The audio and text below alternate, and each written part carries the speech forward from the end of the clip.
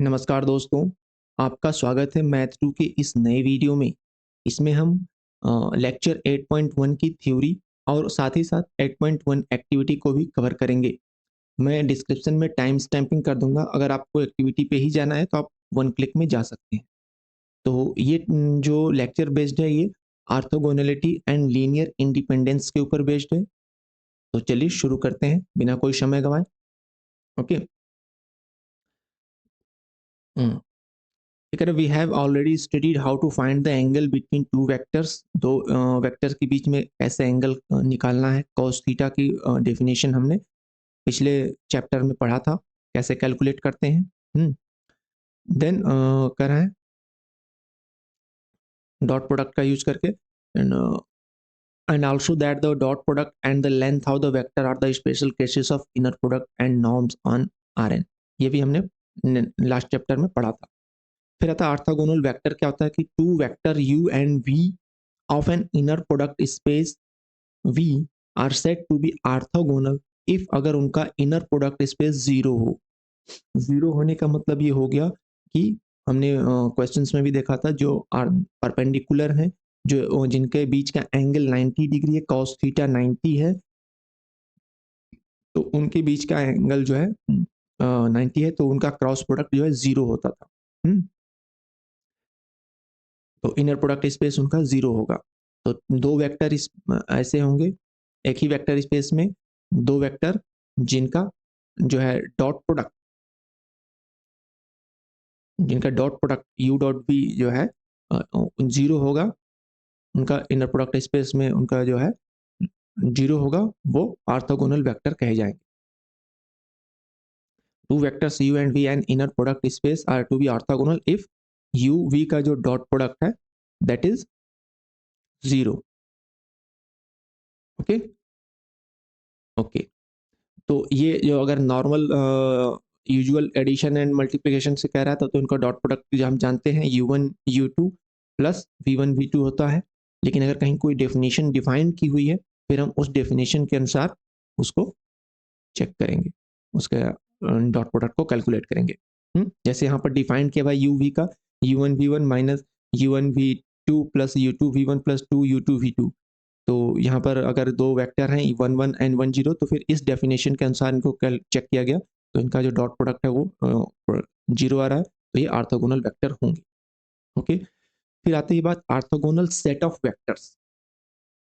Orthogonal set of vectors मतलब अगर कोई सेट है, जैसे इसमें तीन वेक्टर है, 4 3 -2 -3 2 -3 -5 18 एंड 17, तो ये पूरा सेट जो है ऑर्थोगोनल तब कहा जाएगा जब ये और ये वेक्टर ऑर्थोगोनल हो, ये और ये वेक्टर ऑर्थोगोनल हो, और ये वेक्टर ऑर्थोगोनल हो। मतलब इसमें तीन पेयर बनेंगे और तीनों पेयर एक दूसरे पे 90 डिग्री एंगल हो, तीनों पेयर के बीच में, तीनों वेक्टर के बीच में, जो लगभग कुछ ऐसा ऐसा होगा, ये भी 90 डिग्री हो, ये भी 90 डिग्री हो, और ये एंगल भी 90 डिग्री हो। तो इस तरह का होगा, तो जो कि R3 वेक्टर स्पेस के पार्ट है, तो इसमें तीन वेक्टर होंगे जो परपेंडिकुलर हो सकते हैं। तो यहाँ पर चेक किया गया है 4 3 -2 -3 2 -3, इनका जो डॉट प्रोडक्ट है वो जीरो है। फिर सेकंड और थर्ड वेक्टर का डॉट प्रोडक्ट चेक किया गया, इनमें भी जो है जीरो हो रहा है। हम्म, और फिर सेकंड और थर्ड का डॉट प्रोडक्ट जीरो है, एंड फर्स्ट और थर्ड का भी डॉट प्रोडक्ट जीरो है। तीनों का जो है डॉट प्रोडक्ट जीरो है, तो हम कह सकते हैं कि तीनों वेक्टर जो हैं वो परपेंडिकुलर हैं एक दूसरे के। तो इनका इसको जो कहेंगे वो ऑर्थोगोनल वेक्टर का सेट कहेंगे। तो लगे हाथ में आपको ये बता दूं कि ये जो ऑर्थोगोनल वेक्टर्स होते हैं वो एक दूसरे से इंडिपेंडेंट होते हैं। इंडिपेंडेंट वेक्टर क्या होते हैं आपने जाना था। इंडिपेंडेंट वेक्टर वो वेक्टर है, अगर दो वेक्टर इंडिपेंडेंट तब होते हैं जब वो एक दूसरे के स्केलर नहीं हो। मतलब डिपेंडेंट तब होते हैं जब वो स्केलर हो, मतलब इंडिपेंडेंट हो गए जब वो स्केलर नहीं है। तो जो अगर दो वेक्टर अगर 90 डिग्री एंगल पे है, तो हम ये जान सकते हैं कि ये दोनों वेक्टर जो है कभी भी डिपेंडेंट नहीं हो सकते, क्योंकि इसको स्केल करके हम इसको कभी नहीं पाएंगे। वो एंगल ही उनका अलग है, 90 डिग्री है, तो कोऑर्डिनेट्स ही अलग होंगे। तो हम इसकी स्केलिंग कभी भी करेंगे तो हमें ये वेक्टर नहीं मिलने वाला है। तो पहली बात तो ये हो गई कि दो वेक्टर इंडिपेंडेंट तभी होंगे, मतलब डिपेंडेंट तभी होंगे जब स्केलर है, तो यहाँ पर पॉसिबल नहीं है। अच्छा, फिर 3 वेक्टर इंडिपेंडेंट तब होते हैं जब 2 वेक्टर का एडिशन जो है तीसरा ना हो। यानी अगर तीसरा वेक्टर भी इन तीनों के जो है परपेंडिकुलर है, तो फिर कभी भी हम इन 2 वेक्टर को ऐड करके तीसरा वेक्टर को नहीं निकाल सकते। तो इसलिए जितना जो वेक्टर स्पेस होगा, जैसे R3 है तो उसमें मैक्सिमम 3 वेक्टर इंडिपेंडेंट हो सकते हैं, और R2 में 2 वेक्टर इंडिपेंडेंट हो सकते हैं, R5 है तो उसमें 5 वेक्टर इंडिपेंडेंट हो सकते हैं। तो जो डायमेंशन का वेक्टर स्पेस है मैक्सिमम उतने इंडिपेंडेंट हो सकते हैं, तो उस वेक्टर स्पेस में मैक्सिमम उतने ऑर्थोगोनल सेट का और ऑर्थोगोनल वेक्टर्स का सेट हो सकता है। Got it? कह रहा है कि v1 v2 vk is an orthogonal set of vectors in the inner product space, then ये linearly independent set of vector होंगे। अगर कोई सेट पूरा ऑर्थोगोनल है तो वो इंडिपेंडेंट सेट होगा वेक्टर का। और हम इंडिपेंडेंट वाले नियम में जानते हैं कि जो भी वेक्टर स्पेस की साइज होती है तो उसमें मैक्सिमम इंडिपेंडेंट सेट जो होता है वो वेक्टर स्पेस के साइज के बराबर हो सकता है, उससे ज़्यादा नहीं। उससे ज़्यादा भी एक वेक्टर होते ही वो डिपेंडेंट हो जाते हैं। ओके, फिर आता है orthogonal basis. Let V an inner product space a basis consisting of mutual orthogonal vectors is called orthogonal basis।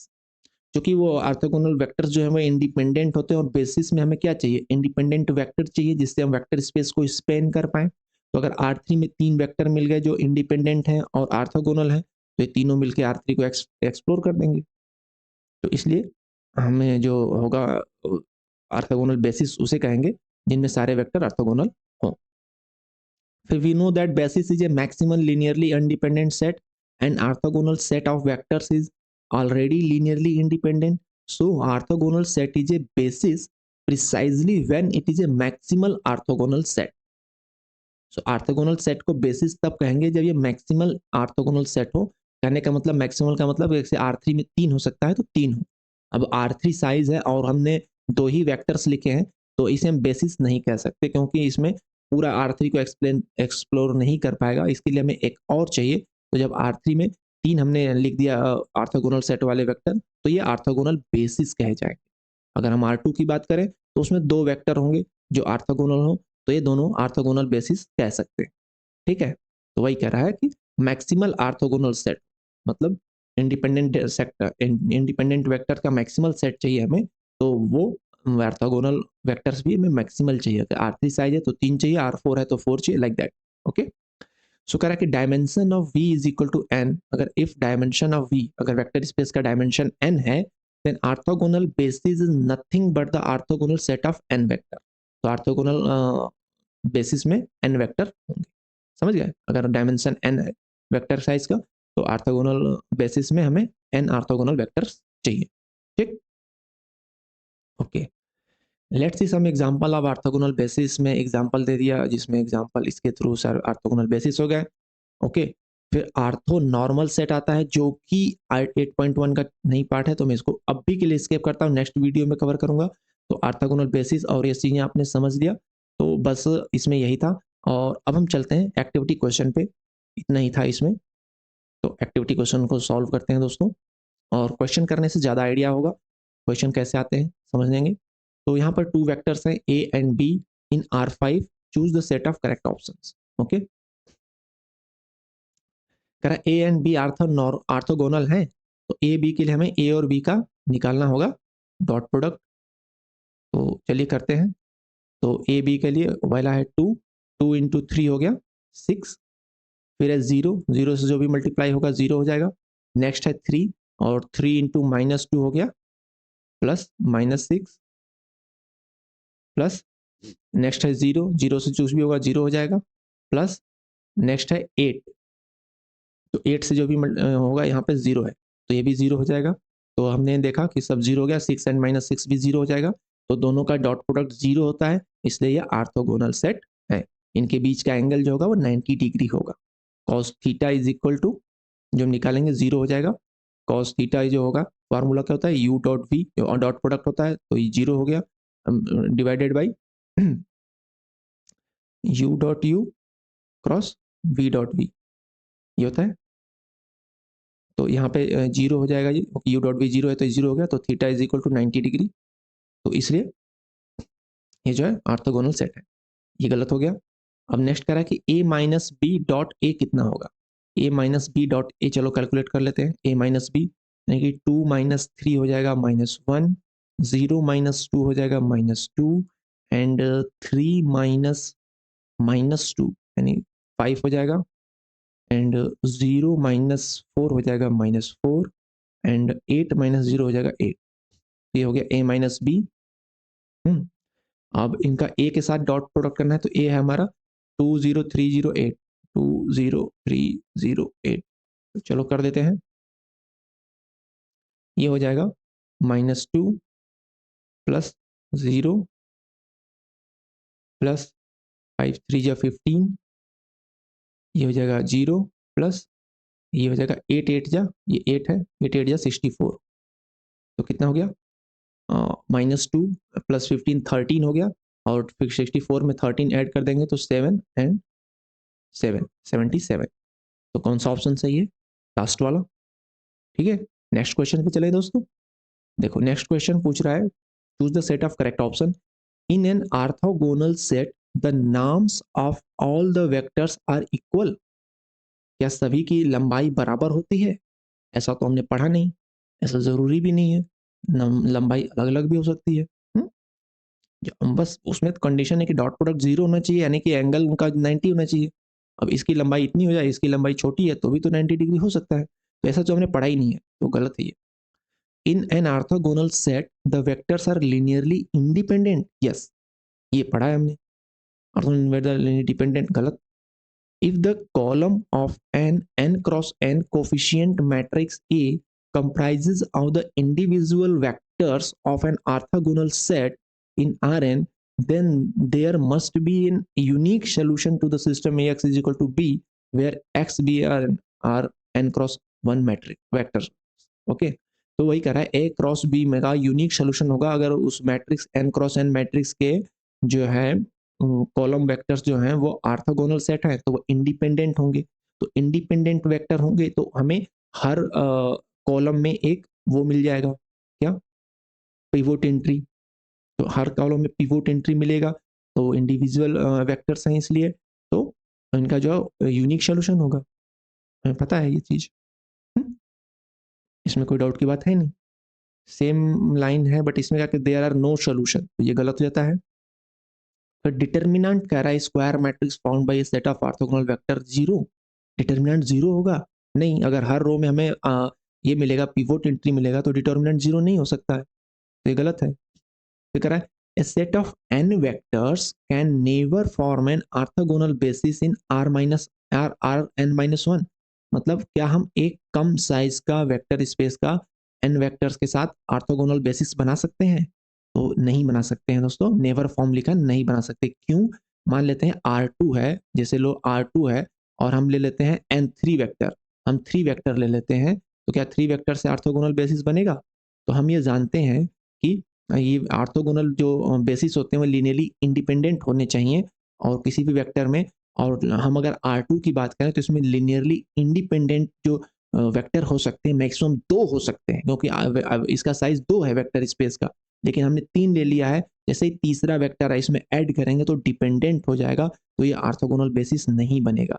इसी तरह अगर हम R3 लें तो R3 में मैक्सिमम इंडिपेंडेंट 3 हो सकते हैं, लेकिन इसमें कह रहा है कि n-1 हो, वेक्टर साइज जो है एक कम होना चाहिए और हमारे वेक्टर एक ज़्यादा हो, यानी कि इसमें 4 वेक्टर लेते ही ये हमारा डिपेंडेंट सेट हो जाएगा तो ये बेसिस नहीं बन पाएगा। ठीक है, तो नेवर फॉर्म इसीलिए लिखा है। R3 में n में n हो सकता है मैक्सिमम, ठीक है, n में n होगा, n-1 है तो ये गलत हो जाएगा, मतलब नहीं बन सकता है लिखा है तो ये सही है। ठीक है, नेक्स्ट क्वेश्चन पे चले। नेक्स्ट क्वेश्चन है दोस्तों, which of the following is an orthogonal basis of the given vector space with respect to the standard inner product dot product. ठीक है, तो किसका हमें डॉट प्रोडक्ट 0 हो रहा है वही चेक करना है। R2 है तो 1 0 0 1, अब देखो कि ये हो जाएगा 0 और ये जगह 0 तो ये होगा। ठीक है, 1 0 1 0 1 0 और 0 0 1, ये भी ऑर्थोगोनल बेसिस है। 1 इंटू 0 0 हो जाएगा, 0 इंटू इसमें 0 इंटू 1 0 हो जाएगा एंड 0 इंटू 0 0 ही होगा। इसी तरह इसका भी आप देखोगे 0 इंटू 0 0 हो जाएगा, 1 इंटू 0 0 0 0 हो जाएगा और इसके साथ इसका भी देखोगे तो 1 0 0 0 0, मतलब हर दो सेट का अगर आप मल्टीप्लीकेशन करोगे डॉट प्रोडक्ट करोगे तो 0 आएगा। तो ये भी हमारा जो है इंडिपेंडेंट वेक्टर है। वैसे भी आप देख लो, तीनों के इंडिपेंडेंट लग रहे हैं, तीनों में एक्स में है पिवोट एंट्री, वाई वाले में पिवोट एंट्री, जे वाले में पिवोट एंट्री है, तीनों इंडिपेंडेंट वेक्टर है, तो ऑर्थोगोनल बेसिस होंगे R3 में। ओके, थर्ड वाला कह रहा है कि is an orthogonal basis of R2। अब ये R2 कह रहा है और उसमें 3 वेक्टर लिया है, तो ये तो डिपेंडेंट हो गए, तो ऑर्थोगोनल बेसिस कहाँ से होगा, ये गलत हो गया। थर्ड में कह रहा है R3 का जो है ऑर्थोगोनल बेसिस है, तो हम देख सकते हैं ये डिपेंडेंट हो जाएंगे, हम चेक कर लेंगे इसको, या चेक अप कर सकते हैं, या डॉट प्रोडक्ट निकाल के देख लो, डॉट प्रोडक्ट इनका जो है जीरो नहीं आएगा। जैसे हम इसका इसका कर लें अगर, तो -1 और 3 हो जाएगा -3, एंड 1 एंड -3 ये भी हो जाएगा -3, एंड -1 और 3 ये भी हो जाएगा -3, -3 -3 ये हो गया -9, तो जीरो नहीं आया डॉट प्रोडक्ट, तो ये ऑर्थोगोनल बेसिस नहीं है। नेक्स्ट क्वेश्चन पे चलें दोस्तों। Find vector in R4 that is orthogonal to the subspace spanned by these two vectors. तो R4 में कह रहा है कि सब स्पेस स्पेन, सब स्पेस लिखा है, पूरा वेक्टर स्पेस नहीं लिखा है, सब स्पेस, क्योंकि 3 वेक्टर मिल करके कभी भी पूरा वेक्टर स्पेस नहीं बनाएंगे R4 का।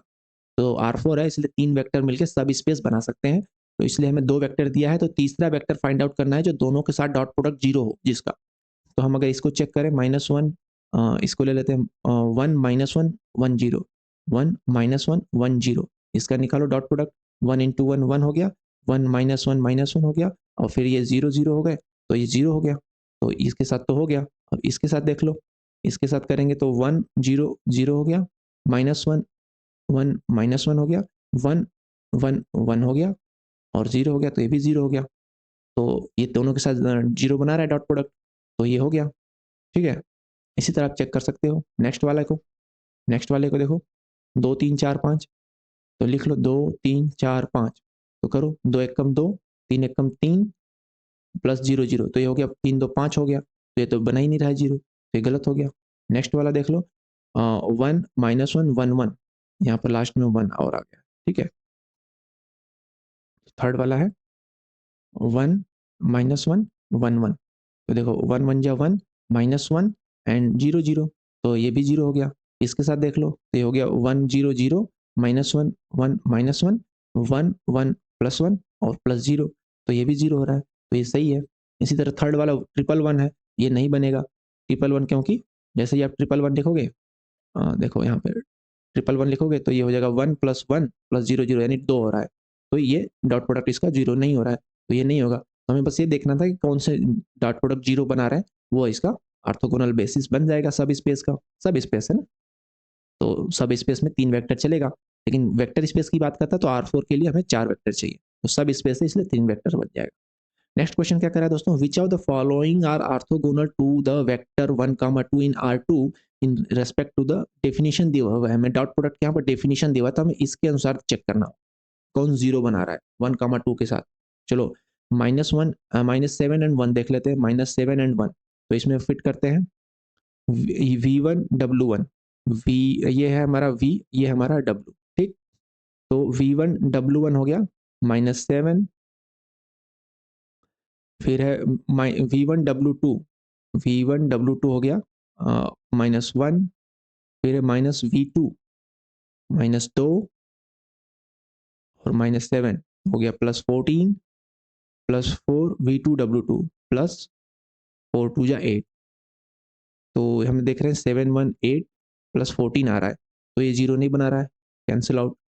नेक्स्ट देखते हैं 6 एंड -1, 6 एंड -1, तो V1 W1 क्या हो जाएगा 6 W1 हो गया, फिर -V1 W2 ये हो जाएगा +1, और -V2 W1 ये हो जाएगा -V2 W1 हो जाएगा -12, एंड +4 V2 W2 +4 2 जा 8, तो -8, तो कितना हो गया ये 6 एंड 7 एंड -20, -20 और 7 हो गया आपका -13, तो ये भी नहीं बना रहा है, ये भी गलत।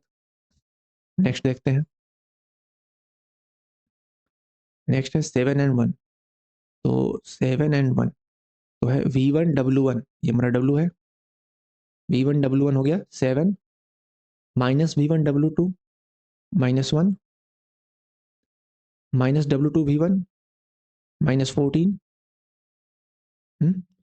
प्लस 4 V2 W2 प्लस 4 2 8, तो कितना हो गया 14 1 15 ये हो गया, और 8 और 7 15 ये हो गया, 15 माइनस 15 ये होगा 0, तो ये बना रहा है। ठीक है, इसी तरीके से आप चेक कर लो, -9 और 1 को चेक कर लो, तो इजी क्वेश्चन है, आप कर सकते हो। -9 एंड 1 को कर लो। V1 W1 हो गया -9 माइनस V1 W2 हो गया -1 माइनस V2 एंड W1 हो गया +18 एंड प्लस 4 V2 हो गया, ये हो गया +8, तो ये 0 नहीं बन रहा है, ये बन रहा है 10 यानी 16 बन रहा है, तो ये 0 नहीं हो रहा है, तो ये गलत है। इस तरह नेक्स्ट वाला कर लोगे तो हो जाएगा 14 एंड 2, 14 एंड 2 का क्या होगा, V1 W1 हो जाएगा, 14 है तो 14 माइनस V1 W2 ये हो जाएगा -2 V1 W2 ये हो जाएगा 14 दूना 28 -28 प्लस 4 2 दूनी 4 4 4 जा 16, तो कितना हो गया ये 28 2 30 और 16 और 14 30, 30 माइनस 30 हो गया, ये हो गया 0, तो ये हो रहा है। तो ये इस तरह से हमने चेक कर लिया कौन कौन से हैं डॉट प्रोडक्ट 0 बना रहे गिवन डेफिनेशन के अनुसार। ठीक है, ओके आगे चलें दोस्तों। क्वेश्चन नंबर 6 है, consider the system of linear equation, number of solution of the system is, तो इसका कितने सोल्यूशन पॉसिबल हैं, तो हम इसका वो कर लेते हैं, कोफिशिएंट मैट्रिक्स बना लेते हैं। ये हो जाएगा 1 -2 3 और 2 1 0 एंड 3 -6 -5, और इसके साथ हम ये भी ले लेते हैं ऑगमेंटेड मैट्रिक्स 159 159। तो अब इस पे हम आर आर एफ लगा देते हैं। पहला हम करते हैं R2 minus 2R1, R2 minus 2R1 कर दो, दो में से दो जाएगा 0 एंड 1 में से ये हो जाएगा -4, माइनस करेंगे तो +4, तो 1 एंड +4 हो जाएगा 5 एंड 0 -6 हो जाएगा -6। ठीक है, और ये हो जाएगा 5 -2 हो जाएगा 3। ठीक, ये हो गया ओके। तो अब हम इसको करते हैं दोस्तों, चलो अच्छा ठीक है, अभी हम करते हैं R3 प्लस ये कर देते हैं R2, R3 प्लस R2 कर दें तो -6 और 5 ऐड करेंगे तो ये हो जाएगा -1 एंड -5 और -6 हो जाएगा -11 और 9 3 12, क्या मिला, हमें कुछ नहीं मिला। अच्छा, तो ठीक है कोई नहीं, अभी हम करेंगे R3 minus 3R1, R3 minus 3R1 कर दो, तो 3 में से 3 जाएगा 0 और -1 में से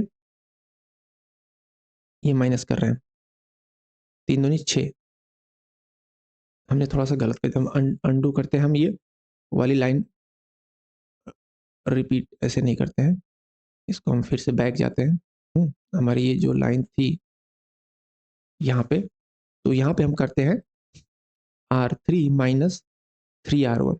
ठीक है, R3 माइनस 3R1 करते हैं, तो ये 3 माइनस 3 हो जाएगा 0 एंड -6 में से -6 जाएगा, ये हो जाएगा 0। ओके, -5 और 3 3 या 9, तो -9 करेंगे तो ये हो जाएगा -14 एंड 9 माइनस 3 हो जाएगा 6, ये हो जाएगा 6। अब हम करेंगे R3 डिवाइडेड -14, R3 -14 से डिवाइड कर देंगे तो ये हो जाएगा 1 और ये डिवाइडेड हो जाएगा -14, तो ये हो जाएगा 2 3 6 2 7 14 -3/7, -3/7।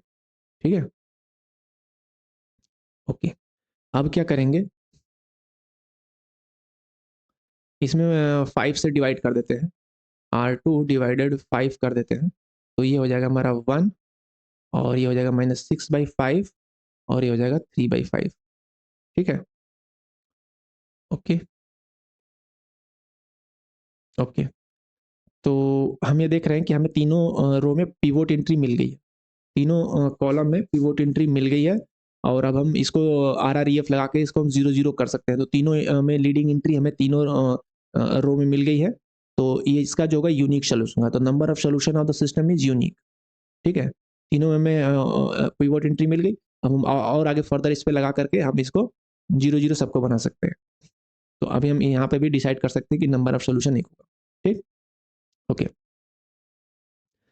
फिर कह रहा है let A be the coefficient matrix of the system of the linear equation.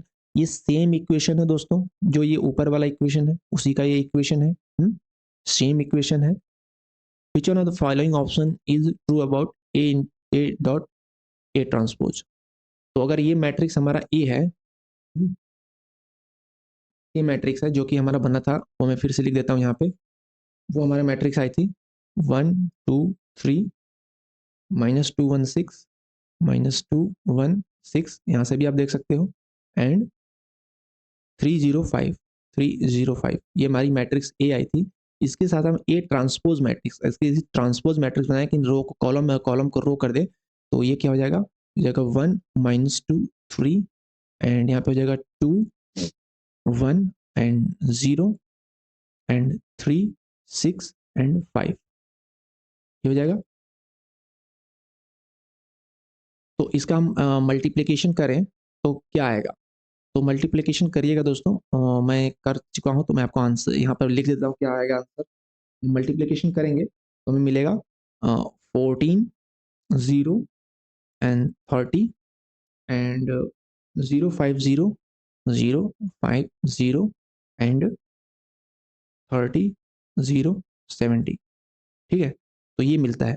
और एक चीज़ मैं आपको ये बता दूं कि जो दो n क्रॉस n मैट्रिक्स होते हैं, अगर हम उनका a इंटू ए ट्रांसपोज करते हैं तो हमें कौन सी मैट्रिक्स मिलती है, वो मिलती है सिमेट्रिक मैट्रिक्स, उसको बोलते हैं सिमेट्रिक मैट्रिक्स।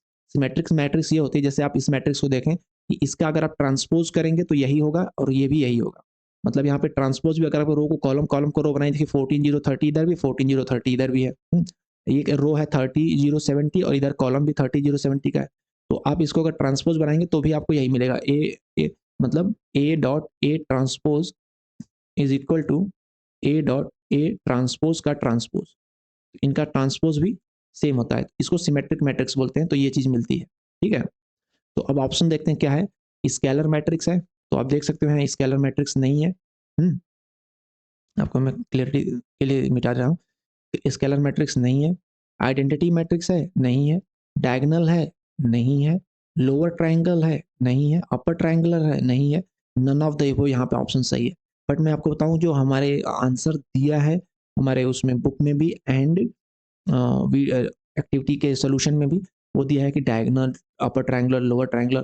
तो ये बात मुझे हजम नहीं होती कि अगर वो डायगोनल मैट्रिक्स है तो वो अपर ट्रायंगुलर कैसे होगा, और अपर ट्रायंगुलर है तो लोअर ट्रायंगुलर कैसे होगा। तो ये तीनों ऑप्शन सही दिए हुए हैं। मुझे तो ये चीज़ समझ में नहीं आई दोस्तों, हो सकता है कुछ मिस्टेक हो। अगर आपको इसका कुछ दूसरा सोल्यूशन है, दूसरा आंसर पता है तो आप कमेंट करो, मैं आपको क्रेडिट दूंगा। एंड आपका जो भी आंसर है, सही आंसर है, तो उसको मैं कम्युनिटी पोस्ट में भी अपडेट कर दूंगा, यहाँ भी कमेंट में पिन कर दूंगा। मुझे तो यही लग रहा है कि इसमें नन ऑफ द एबव होगा, क्योंकि इसका जो ये सोल्यूशन आया है मल्टीप्लिकेशन करके, वो ये चीज़ आई है। और वो मैंने अच्छे से स्टडी किया तो इसमें पता चला कि n क्रॉस n मैट्रिक्स का जब भी आप a इंटू ए ट्रांसपोज करते हो, आप सिमेट्रिक मैट्रिक्स मिलती है। सिमेट्रिक मैट्रिक्स उसे बोलते हैं जिसका आप ट्रांसपोज करोगे तो वही आता है। तो ये एक सिमेट्रिक मैट्रिक्स है, इसका ट्रांसपोज भी यही होगा। तो इसमें आंसर तो मुझे नन ऑफ द एबव लग रहा है। आपका क्या आंसर है आप कमेंट में बताइए, आपको मैं पिन करूंगा कमेंट को, और मैं कम्युनिटी पोस्ट में भी सही लगा तो अपडेट कर दूंगा। तो ये लास्ट क्वेश्चन था दोस्तों। आपका यहाँ बने रहने के लिए बहुत बहुत धन्यवाद दोस्तों। सपोर्ट करिए, अगली वीडियो जल्दी आएगी, मैं कोशिश करूंगा। अभी आज दिन में तो कोई वीडियो नहीं आएगी, मुझे टाइम नहीं है। तो शाम या रात में मैं कुछ अपडेट करता हूँ और पीवाई की वीडियोस भी लाऊंगा। तो आपका सपोर्ट करने के लिए बहुत बहुत धन्यवाद, और मैं आपको थैंक यू कहता हूँ। थैंक यू दोस्तों।